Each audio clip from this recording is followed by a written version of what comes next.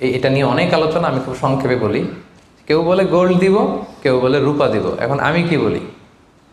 আমি আপনাদেরকে সাজেস্ট করব আপনারা রূপারটা ধরবেন। রূপারটা ধরলে কী লাভ হবে জানেন?